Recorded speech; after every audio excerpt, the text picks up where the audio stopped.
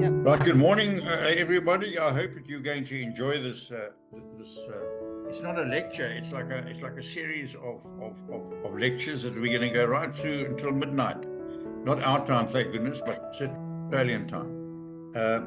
Linda Farrell is going to present this talk. She has already given this talk she says this is the fourth time she's giving it to eGGSA. She was born in South Africa and graduated from the University of Pretoria with a science degree in maths and computer science. So she knows what she's doing with computers and things. And she runs a website, DNA for Genealogy in South Africa. And I hope that all of you that are interested in DNA, visit that website, that Facebook page rather, on a regular basis. DNA rather reminds me of people that like to use a drone. When there's a security problem, they want to fly a drone. So the drone goes out, but you still need a boot on the ground to arrest somebody. And it's much the same with the DNA. The DNA will give us a lot of pointers, but unfortunately, there's still the groundwork to piece together where everybody fits in. Solving a family mystery. So this is where all the process and the tools come together. So I will look at the process, the tools involved. I'll talk about two examples, and I will go through a step-by-step of one that I've solved. Those of you who've attended my sessions before, it's the same two examples I've used before. I've changed some things here and there, but it's the same stories. The one was just easy to use as an example, and the other one is one I'm still working on. Then I'll talk about the breakthrough and the conclusion and an ongoing search. During this process, I'll once again talk about various tools. It's important to know that not every tool works for everyone. So it's a good idea to play around to see what works for you. There's not enough time for me in these sessions to go into too much detail with the tools. So often I will just refer you to tutorials. What is the process? So the first step is to find groups of matches. So hopefully triangulated matches, and we're trying to divide our matches into groups of people who match each other as well. Then we start with building trees. We build these matches trees out, and hopefully we find within each group the most recent common ancestor. So a shared ancestor, which becomes our most recent common ancestor in this group. From there on, we start with that most recent common ancestor, which is often a couple. So we start with that couple and we build the trees downwards again, because we've got, say, 3 matches for which we've built the tree up to this most recent common ancestor, but we still need to find all the other descendants from this couple, because when we look at solving a mystery, we're trying to figure out where we sit in a tree. And in order to do that, we need a full tree. So we build the trees downwards. We hypothesize, and I'll get to all these. I'll go step by step and explain each step. We hypothesize, and then once we find the missing link or whatever we've been looking at, we build that person's tree out further and try and connect leftover matches to that tree to be sure that we've got the right person. So once again, the shared CM project that I've spoken about before, that's the best way to see how you match your how closely related you are to your matches and your matches to each other. Once again, the tool where you can enter 2 sets of centimorgans, and specifically only for people who are closely related to each other, and they're going to be related to you in the same way. You enter their quantities and you'll find a smaller list of possible relationships. And again, the DNA Sci website with all the tools that are available there is, because it looks at centimorgans and segments, it's to me a better place actually if you've got 2 relationships or 2 matches that are closely related. These the DNA Sci website is got a few other tools as well, so it's worth exploring. And once again, like the twice before, I've spoken about the XDNA inheritance. So if you have access to X matches, you can look at these fan charts for XDNA inheritance. And I need to stress it again, only look at people who are X matches. Not an X match means nothing. Another tool that I often use is the DNA Painter. DNA Painter is a way to visualize your DNA matches. They've got a Facebook page and there's a YouTube video that'll explain to you the whole process of how to use it. There's a list of my matches and how they fit on my 22 chromosomes. Or 23. Sorry if some of you are in the meeting. I didn't mean to show you your names here, but anyway, this is just my DNA painter. This is where I'm trying to figure out which piece of my DNA comes from which ancestor. But it's a work in progress. It takes some time to work this out. And yeah, I've in the meantime got more interesting things to do. So it's a little bit, yeah, not moving anywhere. But you can use this to visualize how people match each other on the specific segments of the chromosomes. A tool I use extensively is called the Charting Companion. It is a tool you need to purchase, but it's compatible with most family tree programs, and you can create a variety of charts with it. I've got there a table of which genealogy software it can interact with. And for Windows, for example, there's Roots Magic, Ancestral Quest, Family Historian, Family Tree Maker, Legacy, Personal Ancestral File. Apple is there's Roots Magic and Family Tree Maker, and others are Jetcom, Ancestry, Geni, and Family Search.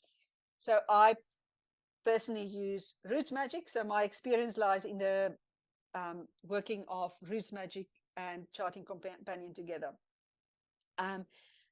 The main reason I use Charting Companion, I've actually used it for those XDNA inheritance charts. You can do something like that in Charting Companion, but what I use it more for is the DNA matrix function. It lets you use the amounts of DNA you share with a group of matches who are already connected to a most recent common ancestor to help you figure out where you might fit into their tree. So there's a lot of tree building involved when you're trying to solve a mystery. In this case, if you have found the common ancestor between a group of people, you can use this tool with the DNA matrix to help you figure out where you fit into the tree. There are free tools that almost do the same, but we'll get to them. So this is how Charting Companion works. When you have a descendants chart with a DNA matrix, and your trees in root matching. So I, for example, have 3 matches here. I've built their trees and they ended up at the same ancestors.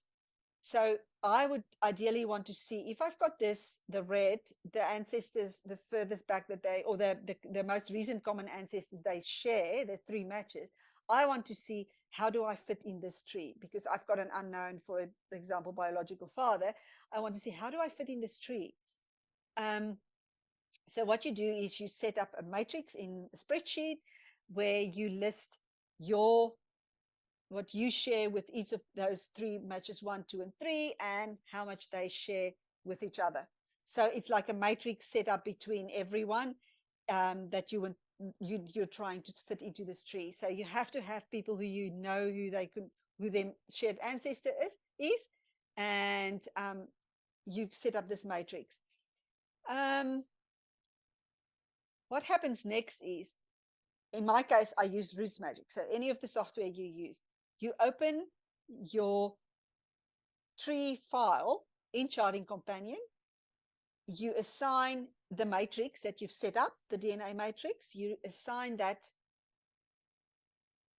inside Charting Companion. You tell Charting Companion where to get this matrix file, and then you run a descendants chart from that shared couple in your tree.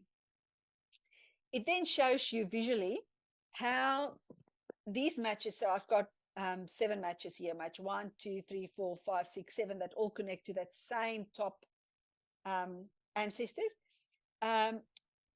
It shows you how they connect with the DNA that they shared, because you've set up a matrix to show and entered how much they share, and you know where they fit in the tree, because these matches are all in the tree. And then you say, I want now to see where I fit. So on the left-hand side, this is a search I've done for Brian. I was trying to find Brian's bio father, so I've got Brian's father and mother there, and it showed me where he could possibly fit into the tree, because of all the other matches I have in here. And on the lines, it shows you the centimorgans he shares and the possible relationships. And this is a check to see whether it's right. If it's incorrect, it will be in red. Excuse me. So basically a tool to help you find out where someone fits into a known tree. So that's Charting Companion. Then we've got the WATO tool, or the What Are the Odds tool. That is also on the DNA Painter website. So Shared CM Project is on there. The DNA Painter, where you can paint your segments, are on there. And then this WATO tool is on there as well. It works almost the same way as Charting Companion, and this is free. So you need a research question, something like, who was my biological father? I don't know. Then you have to have shared centimorgan amounts for a group of matches from your match list, and you need to know how they are related to each other. So you should be at the point where you found by tree building, and this is still the only thing you saw in DNA is that they are related to each other, and to you. So by tree building, you found a common ancestor, and you need this for the WATO tool. So I'm not going to go, this is a copy from what is on their page, so I'm not going to go in the detail of how to use the tool. There's a webinar on it that's really good, and there's a FAQ that is also quite good. So if you want to use this tool to figure out, and it's also graphical, a visual presentation, so it gives you hypothesis of where possibly you can fit in the tree. So yeah, investigated this a bit further, because it's really worth your while having a look at that. Then I've mentioned the Banyan DNA website before, and this is where this comes in handy. So because Leah is of a very severe endogenous endogamous population, she has started this project with other people, where they give you something almost the same as the WATO tool, and there's a few other tools on there as well that helps you with this a little bit better. So it's a little bit better than using just the WATO tool, but it's not free when you want to do a proper research. It's more just, for casual use, the free side of things. So you have to pay a subscription to use the proper tools, or to use it extensively. So now we get to the two examples. So I've spoken a little bit of the tools I use, and I've used that in order to solve this. So like I said, this will sound familiar to people who've heard it before, and I'm just going to work through it again. Yes, so she was visiting family in Cape Town, and she traveled from Cape Town to Nelspruit in the early 1970s. So she met this man on the train. The attraction was instant, but they never saw each other again after that one night on the train to Nelspruit. Things became unsettled in Mozambique, and Bella's mother was forced to return to Europe, where she realized she was pregnant. So she left Mozambique, realized that she was pregnant when she was in Europe. Bella was born in Europe and grew up in Portugal. And she only realized she had a South African father after doing a genealogy DNA test. Due to various factors, one of which was a mother's unfamiliarity with Afrikaans names, we didn't have a name or a surname, and her mother couldn't provide it. She did provide the career of the health inspector, and that he lived in the Eastern Transvaal. So he lived somewhere close to Nelspruit. So she tried to help, but yes, it's the only information she could, she couldn't remember the name. Bella tested Ancestry in 2016 and 23andMe in 2019. She uploaded her results to all possible sites. She still didn't have very close matches. The highest one was 198 centimorgans on 23andMe, which meant it could have been any of these relationships based on the match's age as well. It's many. It's half second cousin once removed, half first cousin twice removed, half great grand aunt or uncle, second cousin, half first cousin once removed, first cousin twice removed. So a whole range because she only had a 198 centimorgan match. But along the way, we had help and input from Bella's distant cousins or distant matches. So they were very supportive and forthcoming with information and trees. So Bella's biological father's side had endogamy, like most of us, of a lot of us. But at least her mother was Portuguese. So we didn't have to separate her paternal and maternal matches because we could only concentrate on the South African matches. It's definitely on the father's side. So this is the one example that I'll look at. This is the one that I will go through step by step. The other one was is a search I'm still busy with. It's a more tricky search, and I've mentioned it before. It's one which Nicoline and I are busy with. Nicoline's grandfather was born in 1933 and adopted. So he has a more tricky search because he's already passed away, and Nicoline is obviously unable to test him. Nicoline tested her grandmother and her father and her uncle. So we have to work with her father and her uncle's matches. And her grandmother's test help us to separate her father and uncle's matches into paternal and maternal because it's their paternal side that's unknown. But because they've their mother has done a test, we know that the matches they don't share with the mother will be on their paternal side. So fortunately, at this stage, Nicoline's father has a few good matches of 500 centimorgans and a few around 300 centimorgans, some who had already tested before Nicoline's search has started and others for whom Nicoline has purchased tests.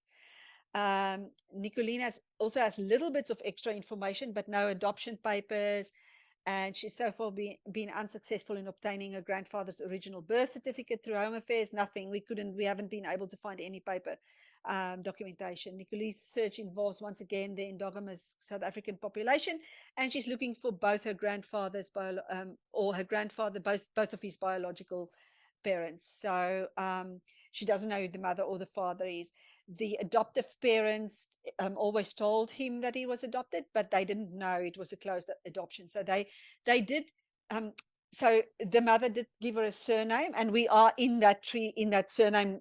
We have pinpointed where in the tree that surname comes from, probably, but we have been unable to identify parents. And I'll tell you a little bit more about that later. So once again, what is the process that I followed with Bella's search?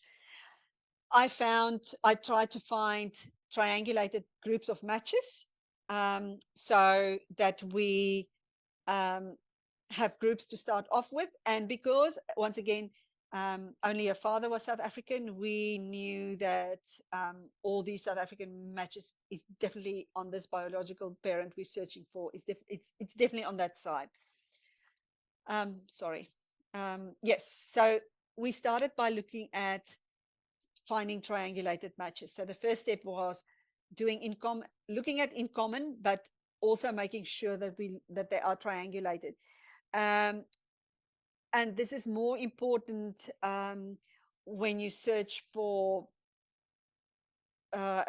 specifically a biological parent, so that you ensure that you have the right families, busy looking at the right families. So these groups match each other on at least one segment, which means that they do triangulate. The next step is to build trees. So we build all these matches, each group. We concentrate on a group at a time and build matches, and found the most recent common ancestor between those people. So always in these searches, tree building is a big factor. So you do a lot of tree building. Later in one of the other slides, I have the actual amount of trees that I've built in this case. So there's a lot of tree building involved. It means that it's very time consuming. So often you can you cannot, if you help with searches like these, especially if you're doing it for someone else, you cannot do proper genealogical research like you would do for your own tree. You can't find source documents for every single thing. We often call these quick and dirty trees because that's the only way we can make progress. We have to move on, and we basically blindly trust family search and or my heritage trees or ancestry trees. But usually it's clear by the time you find the most recent common ancestor, there are checks and balances. So you know you've got the right couple. If 3 people leads to the same couple, you know your trees are correct. So that is the one thing. There's a lot of tree building involved, and that is why it's almost impossible to pay someone to do everything for you.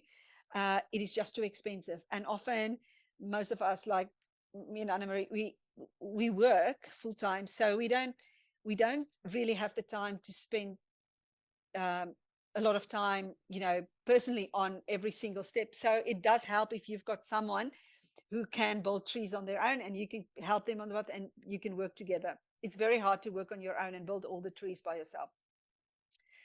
Okay, so what you do is, so you've now found these 3 triangulating matches. So you build the tree for match 1, you build the tree for match 2, and you build the tree for match 3, and you go back until you finally find that one set of ancestors that they all share. So match 1, 2, and 3 are triangulated matches, and you've reached a point where you were able to pinpoint this specific couple that they all relate to.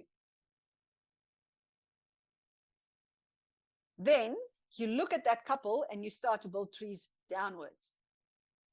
So what has happened is you've used 3 matches, so a very limited tree to get to this couple. Now you have to look at all the descendants of this couple in order to be able to put yourself somewhere in that tree. So you start building downwards, and you fill in this whole tree that you had a little bit of. You fill it all up until you have expanded the tree properly to about the level where the father would sit that you're looking for. It is then that you start to hypothesize. So this is where the WATO tool and my charting companion comes in. You've identified the couple, you've built a lot of trees, and now they're ready to go through a program to give you ideas of where in the tree this person can fit in. So once again, I have got match 1 and 2, and they lead back to this Arie Philippus Willem van Eck and Anna Johanna Jacomina Swanepoel. This tree leads back to there. So one of the hypotheses the program gave me was to say, if Arie Philippus van Eck had another spouse, so there's an inserted spouse, then Bella could be related to that branch. So it gives you ideas, and you go and investigate this further. Okay, did Arie Philippus van Eck have another wife? No, he died after the wife you've got there. So, oh, sorry, he died before the wife you've got here. So no, he didn't have another spouse. Or you look at ages and you see, no, this age is not going to work out. It's impossible.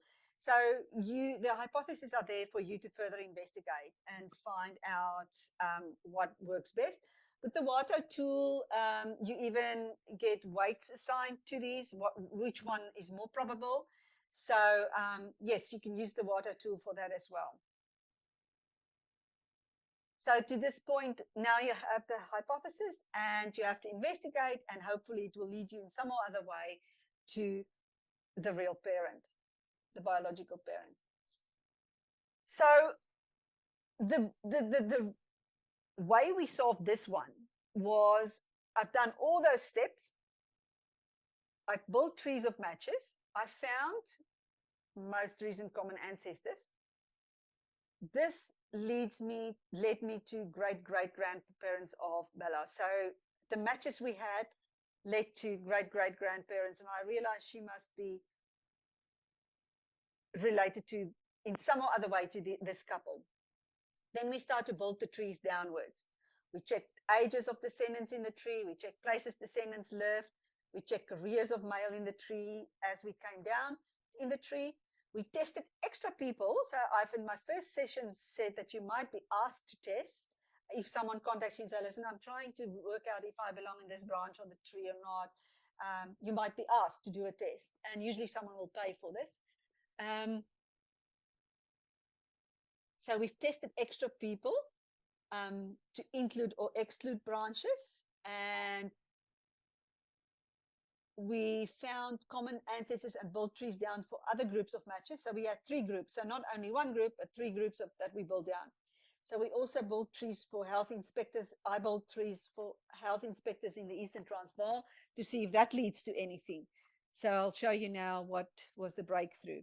So the number of trees I've ended up building was for 22 matches. I've put the trees of 22 matches, and I've built a tree for 5 unrelated health inspectors. The number of extra DNA tests we did 2 extra DNA tests, and what these tests is, it's excluded branches to say, no, you're not in that branch because you're not closely related to those people enough. So they would have been cousins, or they could have been it would have been cousins. So we tested, and first cousin. So we tested and said, no, okay, you're not my first cousin according to the DNA. So we can exclude this branch, we can exclude that branch. And the final breakthrough, it came while I was building a tree downwards. I found a descendant of the right age who was a health inspector. So in this case, the mere fact that her mother knew that he was a health inspector led us to that solution of, this is the right person. He belongs in this tree and he's a health inspector. So this was our final breakthrough. But how else could we have solved it? One of the health inspector trees that I was busy building on the side, the 5 that I unnecessarily in the end built, it could have intersected with the matches trees, and then we would have known we've got the right person. Or 2 of the 3 groups of triangulated matches, their trees might have intersected at a point, and then we would have known, okay, here we are, this is the right family. Yes, sometimes when there's a little bit more information available, it makes it just that one extra bit of information that you have gives you the breakthrough. So I will often, if someone asks me for help, I'll try and get as much information, because even a little bit of information that seems not worth much might lead to a very significant breakthrough. So once you've identified, so we identified this biological father, he was no longer alive, but the important thing is now to do is to look now at history, because you might have reached him through just one you've probably reached him through one great grandparent. So you've only done one line and you found him. Now it's important to build this tree out. So this is what I usually do. I build this tree out again, and I check if any of the other matches and match groups now connect to his tree. So this is an important step for me, especially if the person is still alive, to ensure that I actually have the right person before I start contacting people. So this is just a summary of what I've just said. I investigated that possible father further, and I built all their trees out. So this match came through the Willem Jacobus Payne and Wilhelmina Hendrika Davel. So we only had basically that one line. And then we built out the rest of the lines, the Klaas and the Blanche, Olivier and Nell lines. And we connected some of the other matches. We realized that some of the other matches now connect to that tree further back. So I knew there's a good chance that I have the right person. So I checked the trees with charting companion DNA matrix. I ran that DNA matrix again to make sure all the relationships I can visually see the relationship, that they're all correct. And then we reached out to the family and we tested a close family member. So here is, at this point, I can just mention Mediclinic now, because even though I say don't test with it, when we got to that point, Bella felt like she wanted an answer. She, said away. And they were all in South Africa. So we did test because we were 99.9% sure we had the right person. I've done all the connections between her matches and this tree. I've done a lot of, probably about 25, 26 of her matches connected to this person's tree in different ways. So and he had the right, it was the right age. He was in the right town. He had the right career. In my mind, it was 99.9% sure. So if I wasn't that sure, I wouldn't have advised her to do a Mediclinic, or I wouldn't have agreed if she'd asked me uh, to do the Mediclinic test. But because she wanted an answer quickly, we did do the Mediclinic test just to see if this person turns out to be a cousin. So we could do the comparison on JetMatch. So we did that. But other than that, yes. So to be honest, I have used it once for that reason. But otherwise, once again, I won't recommend the Mediclinic tree. So this is Bella's search that was solved. It took me 20 months. And at that stage, I have probably moved other searches to the side to solve this. And it took me still 20 months to solve it.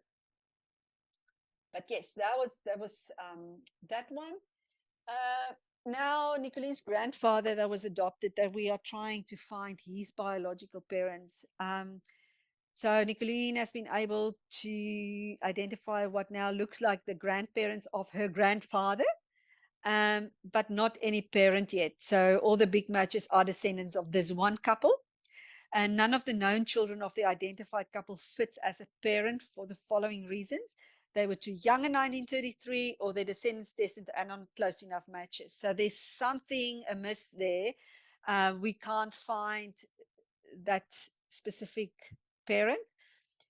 So what we've done in the meantime is last year, we haven't done this yet, but we have looked at possibilities of problems in the tree, such as misattributed parents. And we did find in the tree, by testing more people, I think at this stage she has probably tested about 6 or 7 additional people to exclude or include branches. So through this, we've identified a child that is listed in the tree as a child of her grandparents, but she's actually a child of one of the children. So, and it looks like that child went on to marry the person that she had this baby with when she was very young. So she did end up marrying him, but their first child was brought up by the grandparents. That's what it looks like at the moment. So at least we have been able to find something strange in the tree. So the other option is or what we're also investigating is, she's got most of her matches, or all her big matches only belong to this one couple. So we are trying to find other groups of matches. There's a small matches that look like they're outside of this tree, because that would be the other parent, because we're looking for both of his parents. We're also busy expanding the tree and connecting more distant matches, and still making contact and testing more people in the tree. In this instance, there's something strange that is indicating that could help us. If we can solve this issue, we might be able to make progress. The tree we've identified, everyone in that tree stayed in the Eastern Cape. This child, so her grandfather was born in Pretoria. So we have no idea how that female ended up in 1933 in Pretoria, if all the family is in the Eastern Cape. Now, I know people traveled, and I know people were sent away to have their babies at other places, but it's still 1933. So it's not 1960 or even it's not 1950, it's 1933. So we have to put it into perspective. What are the chances of someone sending their child that far away? Why was she, unless she had family there? So why was she all the way in Pretoria when the baby was born? Because he was definitely born in Pretoria. And so there's small things like that. So in this case, we have even investigated every single address we could find on that family, you know, on marriage certificates, on death notices, made a table of that.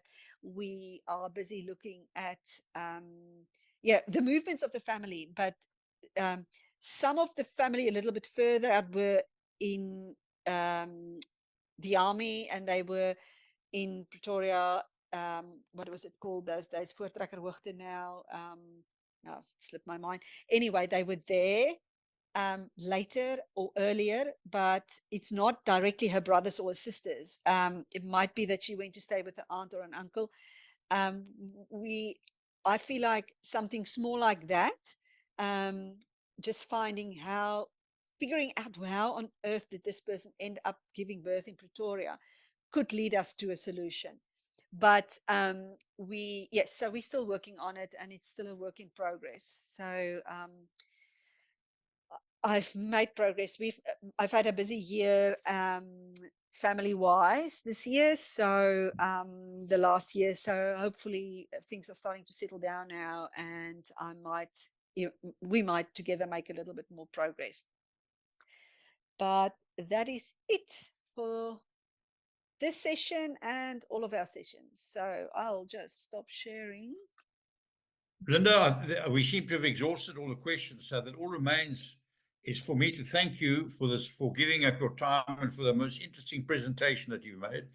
By the number of people attending, I think we only had one or two that fell by the roadside, which is a good indication that it was well received. So thank you very, very much. It will be recorded, and in due course, it will be on YouTube, and we will circulate the link once it has happened. So I thank you all for attending the meeting,